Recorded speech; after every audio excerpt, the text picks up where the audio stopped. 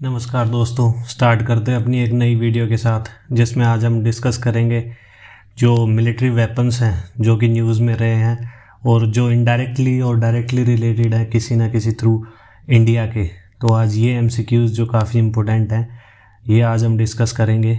तो जो पहला एमसीक्यू है ये आपके सामने है, जिसमें पूछा गया है कि थार्ड जो वेपन सिस्टम है ये कौन सी कंट्री से रिलेट करता है। बेसिकली इसको कौन सी कंट्री बनाती है, रशिया है, यूएसए है, चाइना है या फ्रांस है। तो ये काफ़ी हॉट टॉपिक रहा है डोनाल्ड ट्रंप के टाइम पे, जब ये जो सिस्टम था ये ऑफ़र किया गया था इंडिया को। तो इसका आंसर आपको पता लग ही गया होगा। तो इसका आंसर है यूएसए। ये जो कटआउट है ये हिंदुस्तान टाइम्स का आप देख सकते हैं, जिसमें बताया गया है कि यूएस ने ऑफ़र किया है थर्ड सिस्टम इंडिया को। बेसिकली मैं बता दूं, जो थर्ड सिस्टम है ये सरफेस टू एयर वर्क करता है कि ये ऐसे एक यूनिट सरफेस पे लगाई जाती है और जो एयर से जो मिसाइल आती है उसको ये डिटेक्ट करता है और यहाँ से डायरेक्ट एयर में इसको डिस्ट्रॉय कर देता है। तो ये surface to air missile system है। ओके, जो सेकंड एमसीक्यू है इसमें आपसे पूछ रहा है कि जो S-400 वेपन है ये किस कंट्री से रिलेट करता है, यूएसए है, चाइना है, रशिया है या स्वीडन है। ओके, बता सकते हैं आप। तो इसका आंसर है रशिया। ये आप देख सकते हैं, ये जो पिछली स्लाइड थी मैंने इसमें आपको बताया था कि यूएस ने ऑफ़र किया है थर्ड सिस्टम किसके अल्टरनेट में, रशिया के।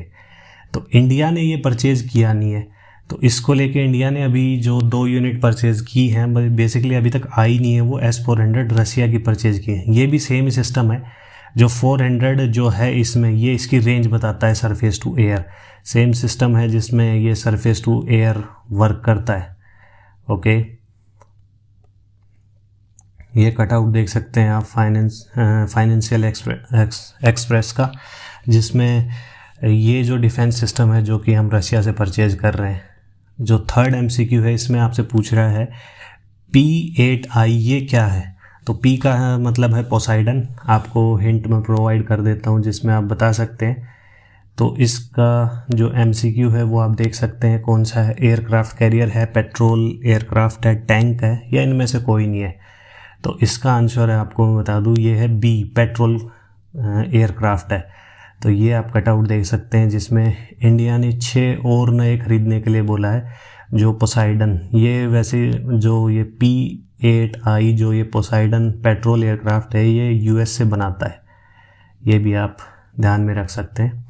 तो जो फोर्थ एमसीक्यू है ये भी बड़ा कॉमन था, जो चिनूक हेलीकॉप्टर है वो कौन सी कंपनी बनाती है। वैसे यूएसए से हम ये खरीद रहे हैं, लेकिन आप बता सकते हैं इसमें जो कौन सी कंपनी इसको बनाती है।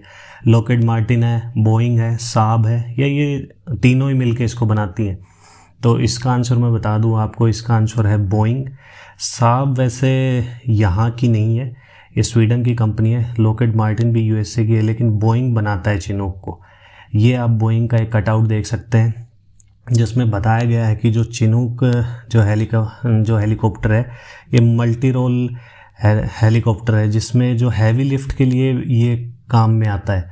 काफ़ी वीडियोस में यूट्यूब पे आपने देखा होगा इसको यहाँ से अटैच करके गाड़ी वगैरह उठाते हुए या टैंक वगैरह उठाते हुए, ये वही चिनूक है। ओके, जो फिफ्थ एमसीक्यू है इसमें आपसे पूछा गया है कि जो राफेल वेपन्स मैन्युफैक्चरिंग कंपनी है वो किस कंट्री से रिलेट करती है, फ्रांस है, यूएसए है, इजराइल है या यूके है, बता सकते हैं। तो इसका आंसर है फ्रांस तो नहीं है बिल्कुल भी, इजराइल है। ये क्यों, ये आप इस कटआउट में देख सकते हैं। जो राफेल जो कंपनी है, जो राफेल एयरक्राफ्ट है वो अलग चीज़ है, ये कंपनी है ये अलग चीज़ है।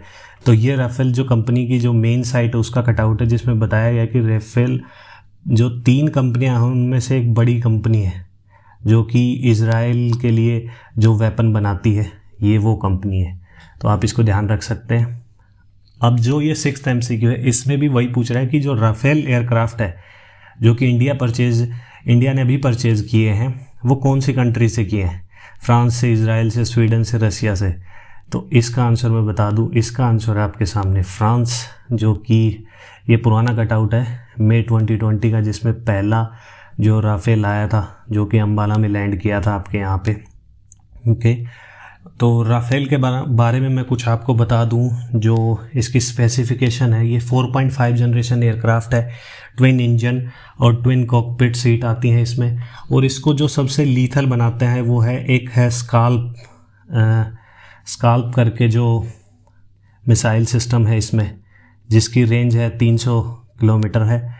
और एक आता है मीटियोर करके जो मिसाइल सिस्टम है, वो भी इसको काफ़ी लीथल बनाता है। और इसमें एक रडार सिस्टम यूज़ किया गया है जिसका नाम है AESA रडार। और ये बेसिकली इसकी फुल फॉर्म है एक्टिव इलेक्ट्रॉनिकली स्कैन्ड एरे। तो ये इलेक्ट्रॉनिकली जो डिटेक्ट करता है, जो रडार का जो वर्क करता है, और उसमें जो एनिमी एयरक्राफ्ट होते हैं उनके रडार को भी ये जैम कर सकता है। ओके, जो 7th MCQ इसमें आपसे पूछा गया है कि C-17, जो कि ग्लोब मास्टर भी कहते हैं, सॉरी, तो ये कौन सी कंपनी बनाती है? तो इस जायंट को तो कौन नहीं जानता, बोइंग, लॉकहीड मार्टिन, शाब या जनरल डिफेंस, आप बता सकते हैं। तो इसका आंसर भी बोइंग है, चिनोक की जैसे। तो ये जो जायंट है जो कि हैवी कार्गो के लिए काम करता है। जो राफेल जो एयरक्राफ्ट है वो बेसिकली फ्रांस ने 1986 में स्टार्ट किए थे बनाने, और जो ग्लोब मास्टर है ये USA ने बनाने स्टार्ट किए थे। इसने पहली फ़्लाइट अपनी ली थी 1991 में। इसके 4 इंजन होते हैं और ये काफ़ी हैवी कार्गो उठाने के लिए काम में आता है। और इसकी जो पे लोड कैपेसिटी है टेक ऑफ की, वो आई थिंक 5,85,000 के समथिंग है पाउंड। तो आप ये देख सकते हैं कितनी हैवी लिफ्ट करता है ये। और ये काफ़ी कंट्रीज़ के पास है, इंडिया के पास भी है। और ये काफ़ी बार लद्दाख से सामान लाने और ले जाने में काफ़ी यूज़ किया।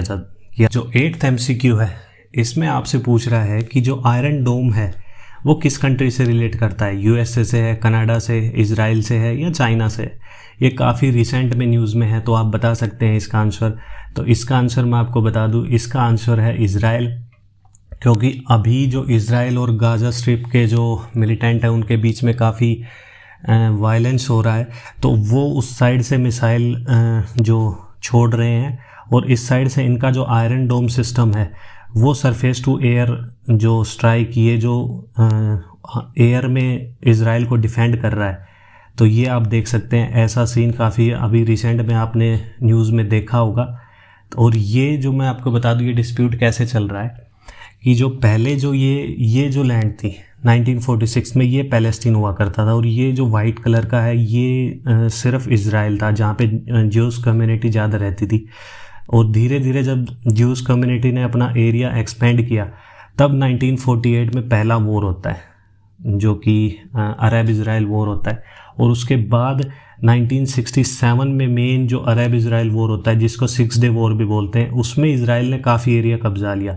जैसे गोलन हाइट सीरिया से लिया, वेस्ट बैंक और जेरूसलम इन्होंने जॉर्डन से ले लिया, और जो सिनाई पेनिनसुला था और जो गाज़ा स्ट्रिप ये जो है ये इन्होंने इजिप्ट से ले लिया था। और उसके बाद अभी रिसेंट में ऐसा कुछ हाल है, आप देख सकते हैं कितना इजराइल ने अपने आप को एक्सपेंड किया है। और ये जो पैलेस्टीनियन है ये कितना रह गए हैं, तो ये अभी इनके बीच काफ़ी बड़ा डिस्प्यूट है।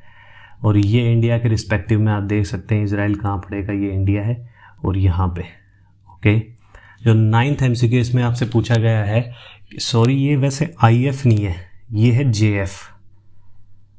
ये JF है। JF-17 जो एयरक्राफ्ट है वो किस कंट्री से रिलेट करता है? पाकिस्तान है, USA है, फ्रांस है या चाइना है? तो इसका आंसर है आपका चाइना। ये आप कटआउट देख सकते हैं कि चाइना ने इसको बेसिकली बेचा ही है सिर्फ पाकिस्तान को, और पाकिस्तान के पास आपको पता है इतना पैसे नहीं है देने के लिए, तो ये इनके ऊपर लिएबिलिटी बना है एक हिसाब से। तो ओके, तो 10th MCQ आपसे पूछ रहा है M777 क्या है? ये गन है, सबमरीन है, एयरक्राफ्ट है, टैंक है? तो इसका आंसर है A। ये आप देख सकते हैं M777 एक इंडियन आर्मी ने इंक्लूड की है, जो कि US के साथ हमने बनाई है, और काफ़ी लाइट वेट है, ये बफोर्स की तरह वर्क करती है। नेक्स्ट MCQ इसमें आपसे पूछ रहा है कि जो कमो का हेलीकॉप्टर है ये किस कंट्री से रिलेट करता है? चाइना से, साउथ कोरिया से, या रसिया से, या नॉर्थ कोरिया से? तो इसका आंसर है आपका C। ये आप देख सकते हैं अभी ये जो डील है ये काफ़ी ठंडे बस्ते में है, अभी ये कंप्लीट नहीं हुई है। तो ये कुछ बातें चल रही थी उस टाइम पे जब ये बोल रहे थे जो कमो का 226 हेलीकॉप्टर हम इंडिया में बनाएंगे और ये सेल करेंगे यहाँ से। तो आप ये देख सकते हैं पुतिन जी और मोदी जी के बीच में। जो 12th MCQ इसमें आपसे पूछ रहा है कि जो अपाचे हेलीकॉप्टर है ये कौन सी कंपनी बनाती है, बोइंग, साब, लॉकहीड मार्टिन या जनरल डिफेंस। तो इसका आंसर आप बता सकते हैं। तो इसका आंसर भी आपका बोइंग ए, ये देख सकते हैं आप। और ये जो चिनूक अपाचे जो हेलीकॉप्टर है ये देख सकते हैं, ये काफ़ी कॉम्बैट के लिए अटैक हेलीकॉप्टर माना जाता है, जो कि इंडिया ने भी परचेज़ किया है। और इस पे काफ़ी कंट्रोवर्सी हुई थी जब इसको अफ़गानिस्तान में, इराक में इस जगह यूज़ किया था। तो आप इसकी कंट्रोवर्सी के बारे में कुछ पढ़ सकते हैं। जो विकीलीक्स है जूलियन असांज की, उस पे विकीलीक्स पे जाके कुछ डॉक्यूमेंट्स हैं इसकी कंट्रोवर्सी को लेके, तो आप पढ़ सकते हैं। जो 13 MCQ इससे आपसे पूछ रहा है जो ग्रीपन मिलिट्री एयरक्राफ्ट है वो किस कंट्री से रिलेट करता है, पाकिस्तान, चाइना, स्वीडन, रसिया। तो इसका आंसर मैं बता दूं, इसका आंसर है स्वीडन। ये आप देख सकते हैं ग्रीपन जो एयरक्राफ्ट है ये साब इन्हीं की कंपनी है जो कि ग्रीपन बनाती है। ओके, जो लास्ट हमारा जो MCQ है इसमें पूछ रहा है करीनंगाला जो सबमरीन है वो अभी रिसेंट में काफ़ी न्यूज़ में रही है। तो आप बता सकते हैं किस कंट्री से रिलेट करती है, श्रीलंका है, चाइना है, म्यांमार है या इंडोनेशिया है। तो इसका आंसर है आपका इंडोनेशिया, क्योंकि ये जो सबमरीन थी ये डूब गई थी और इसके कुछ क्रू मेंबर जो मिले नहीं थे। अभी इसका काफ़ी पता चला है कि ये स्प्लिट हो गई थी 3 हिस्से में और सारे क्रू मेंबर मारे गए। ये BBC का कटआउट देख सकते हैं। बस आज के लिए यही MCQ थे और ये पार्ट 1 था। पार्ट 2 भी हम लेके आएंगे। आपको अच्छा लगा हो तो आप शेयर कर सकते हैं, लाइक कर सकते हैं और चैनल को सब्सक्राइब कर सकते हैं। Thank you. जय हिंद।